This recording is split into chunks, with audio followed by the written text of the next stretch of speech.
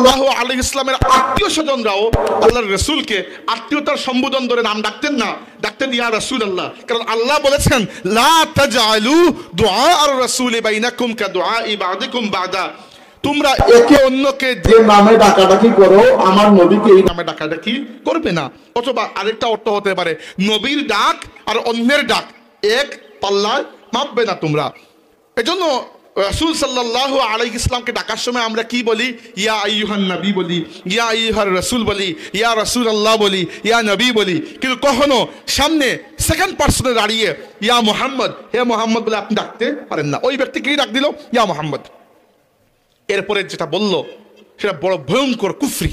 সে বলল ইয়াদিল ফা ইন্নাকা লাম তা'দিল, তুমি ন্যায় বিচার করছো না, অতএব ন্যায় বিচার করো। নাউযুবিল্লাহ। শুধু উম্মত নবীকে বলতে পারবে? সম্ভব। বললে আপনার ঈমান থাকবে, লেশমাত্র ঈমান থাকবে। আরেকটা হাদিস, এই হাদিসের আরেকটা রিওয়ায়াতে আছে ওই ব্যক্তি বলল ইত্তাকিল্লাহ, আল্লাহকে ভয় করো। আপনি নবীকে বলতে পারবেন আল্লাহকে ভয় করো? আল্লাহকে ভয় কিভাবে করতে হয় এটা আপনাকে কে শিখিয়েছেন? নবী তো শিখিয়েছেন, তাই না? কুরআন শরীফে আল্লাহ যে বারবার বললেন আল্লাহকে ভয় করো, আল্লাহকে ভয় করো, দেখি ভয় করে দেখান তো আপনি। নবী যদি দেখিয়ে না দেন কিভাবে ভয় করতে হয় তাহলে কি আমরা বুঝতাম ভয় কিভাবে করতে হয়? এজন্যই তো নবীর প্রয়োজন। নইলে তো আল্লাহ কিতাব লেখে যদি আসমান থেকে ছেড়ে দিতেন আমরা লুফে নিতাম, হয়ে যেত না। কিন্তু সমস্যা হচ্ছে কিতাব শুধু কমান্ডমেন্ট, এটা করো ওটা করো না, কিন্তু একজন উদাহরণ লাগে যদি করে দেখিয়ে দিবেন যে কিভাবে আল্লাহকে ভয় করতে হয়, কিভাবে ইবাদত করতে হয়। কোরআন শরীফে আল্লাহ নামাজের নির্দেশ দিয়েছেন, বারবার বলেছেন আকিমুস সালাহ, নামাজ কায়েম করো। কিন্তু নামাজ কিভাবে কায়েম করব, নামাজের ধরনটা কোরআন শরীফে আমাদেরকে আল্লাহ দেন নাই। এজন্য রাসূল সাল্লাল্লাহু আলাইহি ইসলাম যখন নামাজ পড়েছেন তখন বলেছেন সল্লু কামা রাআইতুমুনি উসাল্লি, তোমরা যেভাবে আমাকে নামাজ পড়তে দেখো সেভাবে নামাজটা পড়ে নিও, শিখে নাও। যখন হজে গেছেন বলেছেন খুজু আন্নি মানাসিকাকুম, তোমাদের হজের নিয়মগুলো আমার কাছ থেকে শিখে নাও। তাই নবীর প্রয়োজন হিদায়াতের জন্য, নবী ছাড়া হিদায়াত সম্ভব নয়। তো ওই ব্যক্তি নবীকে কি বলছে? বলছে ইয়াদিল ফা ইন্নাকা লাম তা'দিল, তুমি ন্যায়পরায়ণ হচ্ছ না, তুমি ন্যায়পরায়ণ হো। নাউযুবিল্লাহ।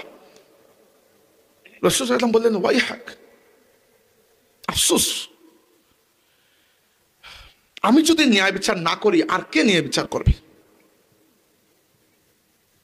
ওয়ামান ইয়াদিল ফা ইন্নী লাম আ'দিল, আমি যদি ন্যায় বিচার না করি আর কে আছে দুনিয়ার মধ্যে ন্যায় বিচার করবে? এবার তো তার উচিত ছিল মাফ চেয়ে মানে যে একটা ভুল হয়ে গেছে আমাকে ক্ষমা করুন, সে করে নাই। সে আরো অহংকার দেখিয়ে রাগ করে রাসূল সাল্লাল্লাহু আলাইহি ইসলামের দিকে পেছন ফিরে এসে এখান থেকে বিদায় নিয়ে নিল। মানে কতটা বেয়াদবি, হাতে গোনা যাবে, তো কয়েকটা লেয়ারে বেয়াদবি করেছে।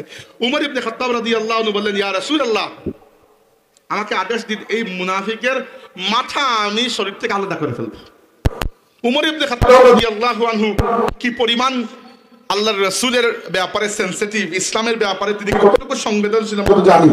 এবং উমর রাদিয়াল্লাহু কি মিজাজের মানুষ এটা তো আমরা জানি, যে আল্লাহর নবীর সামনে দাঁড়িয়ে কোনো বেয়াদব এরকম বেয়াদবি করবে আমরা ছেড়ে দেব, এটা তো হতেই পারে না। তো ইয়া রাসূলুল্লাহ, আমাকে আদেশ দিন ওই বেয়াদবের গর্দান আমি উড়িয়ে ফেলব। রাসূলুল্লাহ বললেন বাদ দাও, দাও, ছেড়ে দাও। মানুষ পরে বলবে আমরা মুসলমান হয়ে আরেক মুসলমানকে হত্যা করছে, মানুষ তো বুঝবে না। কিন্তু দেখে রাখো ওই ব্যক্তিকে, ওই যে ব্যক্তি পিছনে ফিরে যাচ্ছে তাকে দেখে রাখো। ফা ইন্না মিনহু আসহাবান, তার থেকে কিছু মানুষ আসবে দুনিয়াতে, তারপরে তার আদর্শের অনুসারী কিছু মানুষ আসবে। এই মানুষদের ইবাদত বন্দেগী এত বেশি হবে যে তোমরা ফায়াহকিরুনা সলাতাহু মা সলাতিহিম ওয়া সিয়ামাহুম মা সিয়ামিকুম মা সলাতাকুম মা সলাতিহিম ওয়া সিয়ামাকুম মা সিয়ামিহিম, তোমাদের নামাজ তোমরা তাদের নামাজের কাছে কম মনে করবে আর তোমাদের রোজাকে তাদের রোজার কাছে কম মনে করবে। মানে বাহ্যিক ইবাদতে পুরো ফিটফাট, এত নামাজ এত রোজা, সাহাবীদের চাইতে নামাজ রোজা বেশি। ইয়াকরাউনাল কুরআনা ওয়ালা ইউজাউযু তারাকিহিম, তারা কোরআন পড়বে কিন্তু কোরআন তাদের গলার হাড়ের নিচে নামবে না কখনো। সারাদিন কোরআন তিলাওয়াতই করবে কিন্তু কোরআনের নূর তাদের অন্তরের মধ্যে প্রবেশ করবে না। আর শেষ কথাটা আল্লাহ নবী যেটি বললেন ইয়ামরুকুনা মিনাদ দ্বীন কামা ইয়ামরুকুস সাহমু মিনার রামিয়া, তারা ইসলাম থেকে এমন ভাবে বেরিয়ে যাবে যেভাবে তীর শিকারকে ছিঁড়ে বেরিয়ে যায়। নাউযুবিল্লাহ। এত বাহ্যিক ইবাদত তাদেরকে ইসলামের উপর রাখতে পারবে না। দিন থেকে তারা এমনভাবে বেরিয়ে যাবে যেভাবে ধনুক থেকে ফুল ফুটছে, একটা তীর ছুড়া হলে ওই তীরটা শিকারের ভেদ করে, শরীর ভেদ করে বেরিয়ে যায়, এভাবে ইসলামকে ছিঁড়ে এরা বেরিয়ে যাবে। নাউজুবিল্লাহ। রাসূল সাল্লাল্লাহু আলাইহি ওয়াসাল্লামের সময় এই ফিতনা আর তেমন উঠতে পারে নাই, কিন্তু রাসূল সাল্লাল্লাহু আলাইহি ওয়াসাল্লাম দুনিয়া থেকে বিদায় নেওয়ার পরে প্রথম খলিফা হলেন কে? আবু বকর সিদ্দিক রাদিয়াল্লাহু আনহু। 2 নম্বর খলিফা ওমর ইবনে খাত্তাব রাদিয়াল্লাহু আনহু।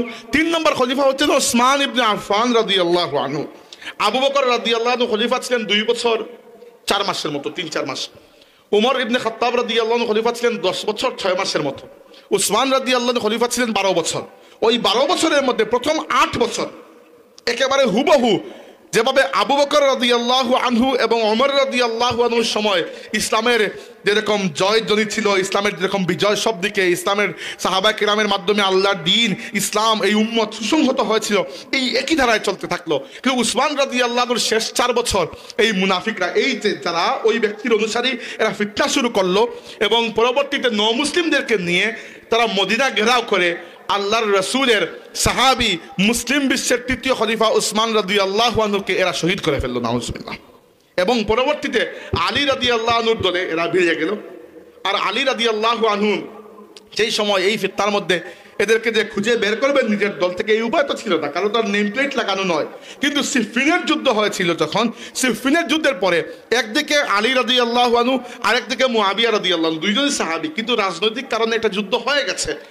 তো এই যুদ্ধের পরে দুইজন যখন এই যুদ্ধ বিরতি করেছেন এবং একটা চুক্তির মধ্যে যুদ্ধটাকে শেষ করতে যাচ্ছেন, তখন এই চুক্তিকে না মেনে আব্দুল্লাহ ইবনে ওয়াহাব রাসিবি নামক এক ব্যক্তির নেতৃত্বে আলী রাদিয়াল্লাহু আনহুর দল থেকে 1200 মানুষ, ওই যে ব্যক্তি যে আল্লাহর নবীর সাথে বেয়াদবি করেছিল তার আদর্শের অনুসারী 1200 ব্যক্তি সাহাবায়ে কেরামের জামাত ছেড়ে বেরিয়ে গেল। এটার নাম হচ্ছে খাওয়ারিজ বা খারেজি। আর ইসলামের ইতিহাসে প্রথম গুমরাহ পথভ্রষ্ট ফিরকা হচ্ছে এই খারেজিরা। ওই যে ব্যক্তি আল্লাহ নবীর সাথে বেয়াদবি করেছিল তার নাম ছিল জুল খুয়াইসরা তামিমি। সে তামিম গোত্রের মানুষ ছিল, তার নাম ছিল জুল খুয়াইসরা। আর